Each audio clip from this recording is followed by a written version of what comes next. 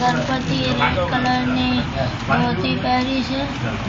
बराबर अहींयाथी आटलू छे थोड़ो थोड़ो ऑरेंज है सरस चकमक छे પછી શું લખ્યું છે વાંચો ચિત્ર શેનું છે